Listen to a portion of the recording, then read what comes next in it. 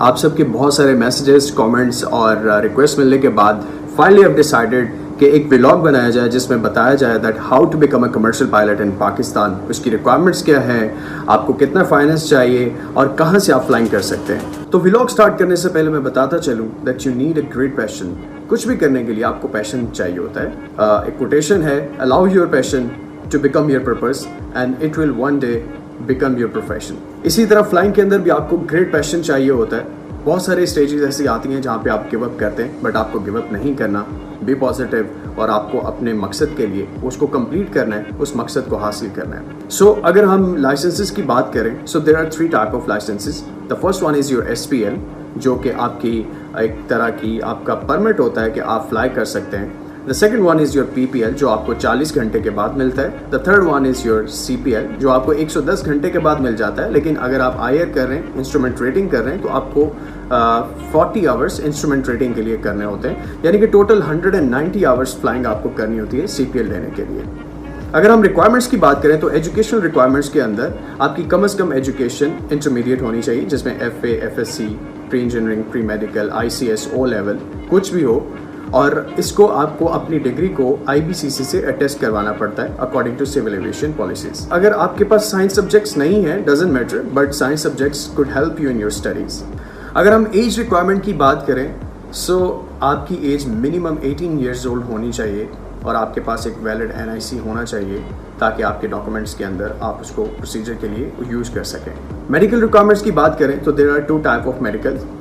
The first one is your class 2 medical for your PPL, the second one is your class 1 medical for your CPL। क्योंकि हम commercial pilot licence की बात करें तो class 1 medical के अंदर there are 20 type of medical test, जिनमें आपका ENT, ear nose throat, eyesight, आपकी EEG, एको, ऑडियोमेट्री, आपके चेस्ट एक्सरे, आपकी ECG और आपके साइकेट्रिस्ट टेस्ट होते हैं, जो कि सबसे लेंथी टेस्ट होते हैं और थोड़े एक्सपेंसिव होते हैं। जो टोटल एक्सपेंस आपके मेडिकल के ऊपर आता है दैट इज़ 30 to 35,000 रुपीज़, और आपको मेडिकल्स जो है वो अपने CMH से ही करवाने पड़ते हैं। वन थिंग, अगर आप आईसाइट की बात करें तो आपकी आईसाइट शुड बी 6/6 विद और without glasses. If you are wearing glasses doesn't matter, but सिर्फ इसमें ये होता है कि आपको अपनी फ्लाइट के दौरान अपने ग्लासेस को साथ में पहनना पड़ता है। और अगर आप वेट की बात करें, so your weight should be according to your BMI।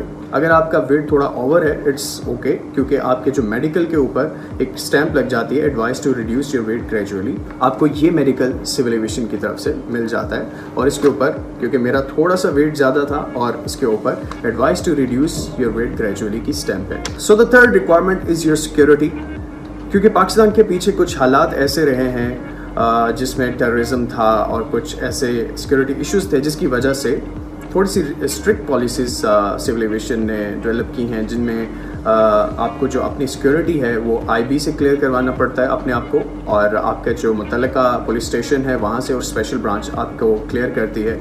आपको हर तरह से आपकी जांच पड़ताल होती है, आपके बैकग्राउंड से आपको कॉल्स आती हैं, आपसे वेरिफिकेशंस ली जाती हैं, डॉक्यूमेंटेशंस ली जाती हैं, हर तरह से क्लियर करने के बाद देन आपको सिक्योरिटी के लिए क्लियर किया जाता है। ये सब कंप्लीट करने के बाद आपको एक आपका जो फ्लाइंग क्लब है वो आपको एक लाइसेंस इशू करवाता है सिविल एविएशन की तरफ से, विच इज़ योर SPL, जो कि ये है जो मेरा SPL है।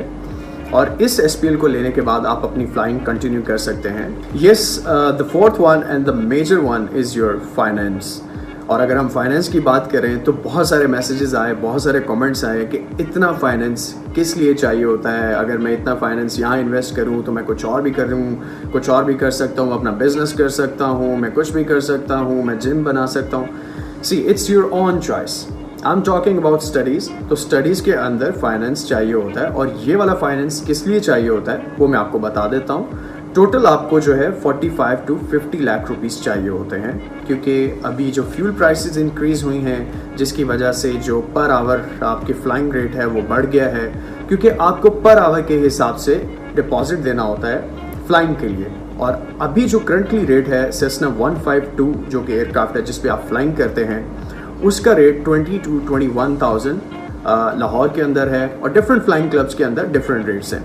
तो अगर हम ओवरऑल डिस्कस करें, which is 45 to 50 lakh rupees आपको इन्वेस्ट करना होता है आपकी इस फ्लाइंग के अंदर, जिसमें आपके एग्ज़ाम्स के भी कुछ एक्सपेंडिचर्स होते हैं। इसके अंदर आपके मेडिकल टेस्ट होते हैं, क्योंकि आपको हर साल रिन्यू कराना पड़ता है अपना मेडिकल टेस्ट, और समटाइम्स आपको कुछ 3-4 हज़ार रुपये के साथ अपना रीन्यू करवाना पड़ता है। समटाइम्स आपको कुछ टेस्ट जो हैं वो दोबारा कराने पड़ते हैं। So overall 45 to 50 lakh rupees आपको देने पड़ते हैं। इट्स लाइक आप इंस्टॉलमेंट में पे कर सकते हैं। आप इसको अगर आप चाहें तो इकट्ठे पे कर सकते हैं, अगर आप चाहें तो इंस्टॉलमेंट में पे कर सकते हैं। It's all up to you, up to your ease, आप जितना ईजीली पे कर सकते हैं। सो अगर हम सब्जेक्ट्स की बात करें, देयर आर 14 सब्जेक्ट्स जिनमें आपको बायो भी पढ़नी पड़ती है थोड़ी सी, जिनमें आपको वेदर भी पढ़ना पड़ता है, जिनमें आपको एयर फ्रेम को समझना पड़ता है, कम्युनिकेशन होती है, मार्शलिंग है, जिनमें आपको वेट एंड बैलेंस है, जिनमें आपकी जो IFR VFR कम्युनिकेशंस हैं, और बहुत सारे ऐसे सब्जेक्ट्स हैं जिनको आपको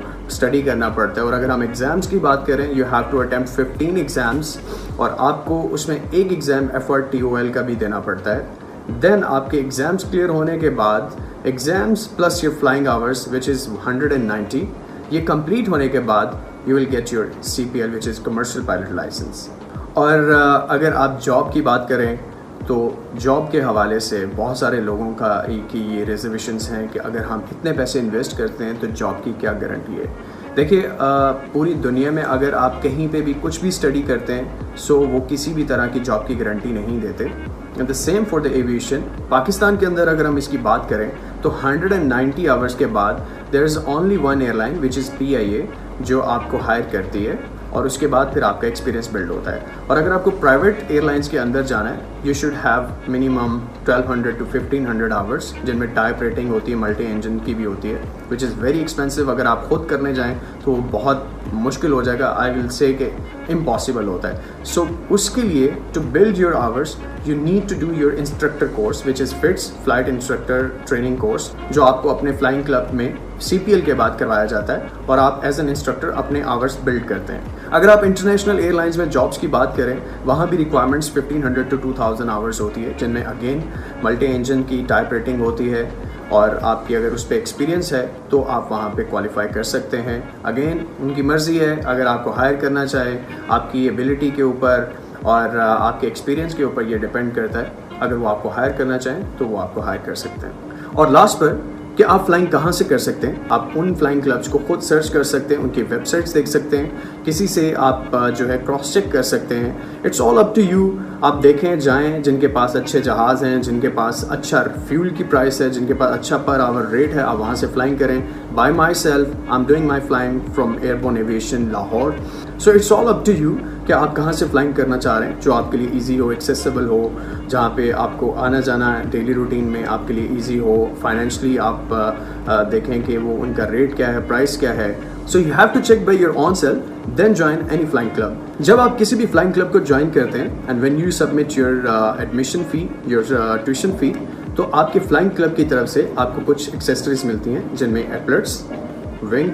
ये विंग आपको तब मिलता है जब आप अपनी फर्स्ट सोलो फ्लाइट कर लेते हैं। उनमें प्लॉटर, जो कि आपको नेविगेशन के अंदर यूज़ करना होता है, और E6B फ्लाइट कंप्यूटर, जो कि आपको फ़्लाइट प्लानिंग के लिए यूज़ कर सकते हैं, और one checklist of your aircraft, जो कि आपके ऑपरेटिंग एयरक्राफ्ट की चेकलिस्ट होती है, and then your navigation charts, जिनके थ्रू आप नेविगेशन यानी कि क्रॉस कंट्री फ्लाइट्स करते हैं। So guys, I hope I give you all the information regarding how to become a commercial pilot in Pakistan.